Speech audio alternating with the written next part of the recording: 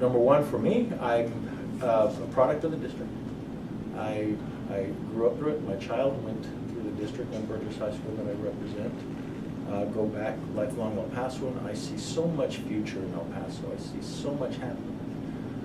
One thing that bothers me a lot, though, is that we see so many kids when they reach the point of wanting to go to college, they leave El Paso and they don't come back.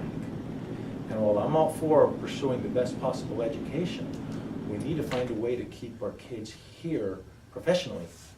Go to Notre Dame, go to these great colleges, but come back and take that education that you took from the university and bring it back to El Paso and make El Paso the great place, because I think El Paso is just a wonderful place to raise a family. It's a great place to live. All right. What do you believe you still need to build upon?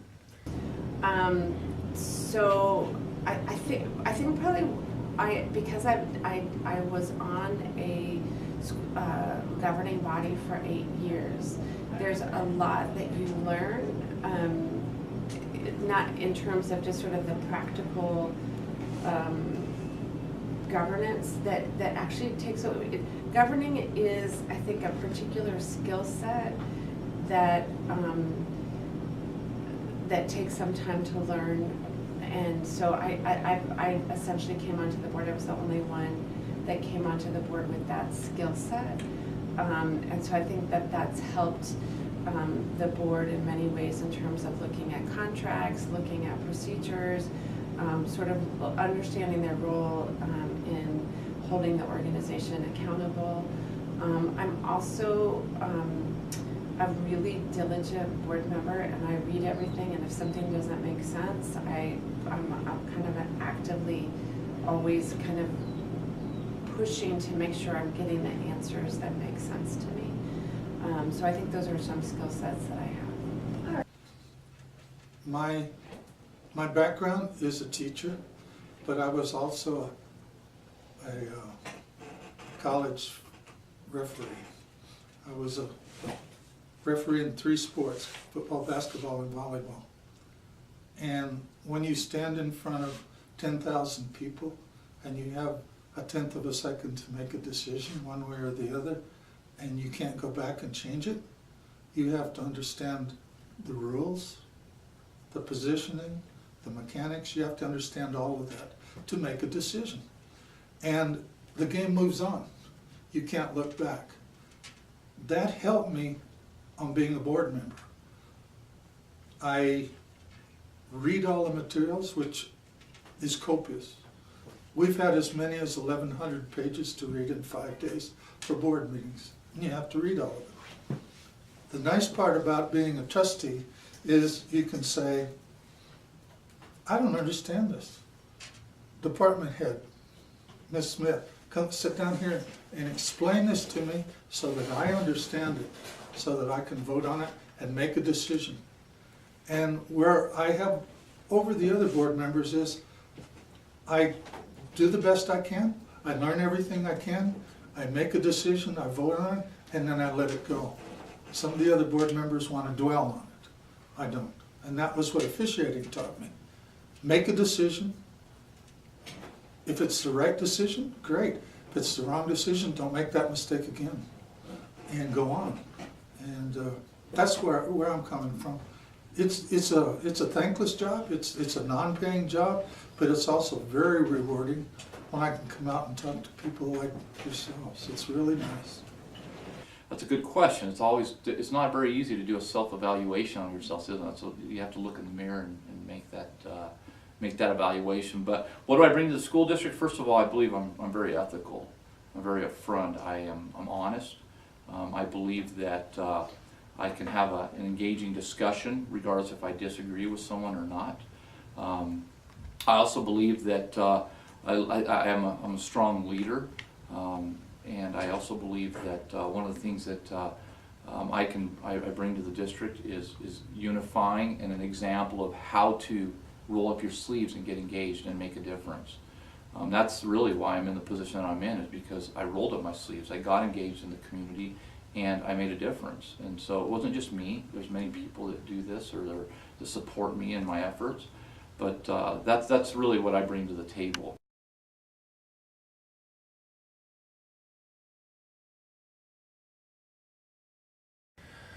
Well, we're implementing a lot of change. And so at this stage of the game, I think we need to start implementing some of the change, some of the innovations that we're bringing forth. And we need to evaluate as a board and as an administrative team the success of the implementation that we've gone out. Some of them very costly. The computers that you all have, okay, that's a very costly implementation. We need to evaluate to make sure that the computer that you have, that you're able to find your books on, is an improvement over having books in backpacks that you carry around all day, that it is resulting in improved education, better outcomes than if we were to follow the traditional path of education. But right now, we're in the stage of implementation. We're rolling it out. The dual language that I referred to a little bit earlier, I think we're at the 4th grade right now. I'm really interested to see how that pays out when every grade level has dual language available to those students, where they can learn in 2 languages and come out of school bilingual, whether it be English, Spanish, English, Mandarin, Chinese, or other language. All of the indications are that those students really have great outcomes, and I'm really wanting to see that outcome. But we're in the middle of that implementation. It's still being rolled out. So I believe that today, the past 2 years, since the new board came into play, we've done a great job of innovating and bringing change into the classroom. Now it's time for us to step back and evaluate that implementation and start applying the tweaks, whatever we need to do to make sure that what we're implementing is going to work. And the way we're going to see that is by the improved outcomes, i.e. improved graduation rates, improved college entry, where we have fewer kids having to take remedial courses in college, and college graduation rates. I think right now we're at about 16%. El Paso State is about 22-24%. So our goal then is to increase beyond the state level, and the graduation rates from college, okay? The 4 or 5 year graduation rate versus what we see today. Individually, as a board member, I think, actually one of the goals that I had for myself this year is to really focus myself as a board member, and then also for the board to focus and our superintendent to focus.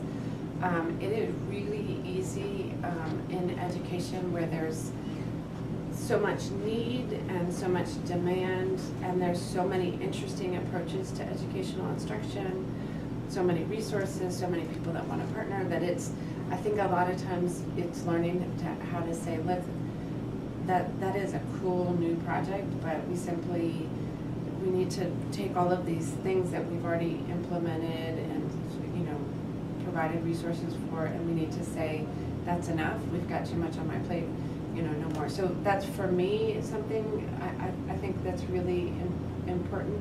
I think it's also for the board and also for our superintendent. The programs we have in place, the new tech programs, the active learning programs, the STEAM school we started for young ladies. We just have all kinds of things that are happening. And I apologize to the teachers in the room, but my thrust is, right now, we've got enough programs. Let's make sure the programs we have are working. And if they're not working, let's get rid of them. And if we need a new program, it's kind of like, you go in the door here, something goes out over here. We can't keep changing programs for the teachers. It's just too much for them. So I want to continue the programs that we've initiated. The dual language program is just something we've got to implement throughout our school district, but we're having problems finding people to do it. So that's a problem we have. The active learning, the new tech, the magnet school programs that we have in place, the STEAM programs, the STEM programs, everything that I've mentioned. I just want to make sure that they're doing what they're supposed to be doing. And that's where I'm going to come from. What can I do to improve? I think there's always room for improvement. time, giving more time. I give a lot of time, but being more effective in my time giving. I also believe in that I can improve in engaging our support personnel. You know, your custodian folks. I think that's really important. I think that's something that I can improve to engage them a little bit more. They're also an important part of our school district. Also, one of the things I think that we can improve in, or I can improve in, is reaching out to other school districts in the community. I think that's really important, that we're aligned with some of our other best practices in the community. And then also unifying our board. It's very important. I think that that's something that I can probably improve in a little bit better, unifying our board. Especially with the new trustee coming in. That's really important.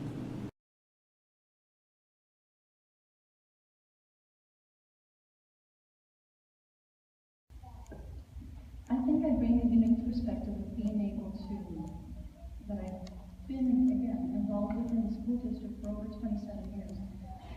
And I'm able to easily converse with parents, easily converse with teachers, administrators,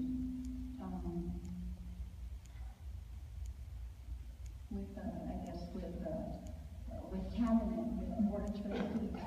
And I think it all is a foundation of just a dialogue. And as you can see, I have no problem talking. I've always liked advocating for children. I've been involved with many other groups, but I think I should say my heart's always been with PTA. Because it makes such an impact with working with children directly, and it's such an advocacy to do. And what you guys do as well is such advocate for every single person. And I don't think many people appreciate that. And many moons ago, and I'm not going to give you numbers because let's start doing that, I ran for the position of board of trustees. And I really gained a new respect for what you guys do. And I applaud you all for what you do as far as taking time away from your own family, from your own jobs, from everything, and standing up in front of everyone and being that one trusted voice. And that takes a lot to do. I understand at times that maybe not quite your own position, but the responsibility that may come with it as being a PTA president or even president of other organizations that I've worked with. When you're the president, you have a huge bullseye on your back. And stand tall or fall and fail, you are the primary person who's responsible for that. And you can't sit there and say, you know, Susie didn't do it, Joe didn't do it. No, you are that president. You stand there and say, I apologize, this didn't happen. Even in business, as I learned, there's times that you have to bite the bullet and, take it for everybody behind you. But that's just the way it is. And that's something we even try and teach our children. How individually can I grow? I hope to grow every single day. I know there's a huge learning curve that I would need to get a hold of to be, with you all, but I think the biggest advantage I have, or I will have, is an open communication with everyone, and the ability to ask questions. I'm not afraid to ask questions, and I'd rather ask a question than ever not know anything. I guess the greatest way of ever being able to do anything is asking your peers. Is that what we even teach our kids in class? Ask 3 before me. So it's a good thing you don't know 3 before me. And there was a rule I did in ask 3 before me is you have to ask 3 of your peers before you ask the teacher. So I think that's a great way of asking. I know you all are very knowledgeable in what you do. I hope you don't mind if I ever call and ask you a question. The unique skills that I bring to the board, I'll start with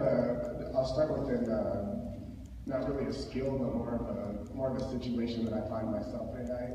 Like I said before, I have 2 young children in Putnam Elementary, so the way that I see education is partially through the lens of through the eyes of my children in 2nd grade and kindergarten, and in the dual language program. And I think the dual language is a fantastic program, and I'm very pleased to see that the dual language program is being expanded beyond the elementary schools in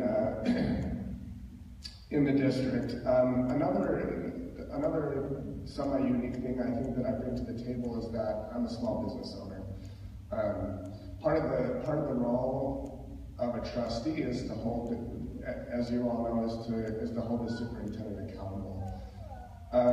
That's what I do every single day and every single week in my profession. Is that my team members that I have that work so hard for me and my family, I hold them accountable every day. So I think accountability is a big thing that I bring to the table here, and that's not to say that the current board doesn't have that, because the current board is doing a fantastic job of that. One thing that I could work on is, as my children grow and as my children progress, I'm gonna gain even more knowledge and more experience about the education system in El Paso. I think anytime that you get on board, there's always going to be room for improvement on the board. There's always going to be areas that you disagree with, or areas that you agree with. And I think it's important for board members to work together to try to help solve some of the different situations that come up throughout this district. If you asked me that question 25 years ago, when I originally on the board, I would tell you I had no idea what I was doing.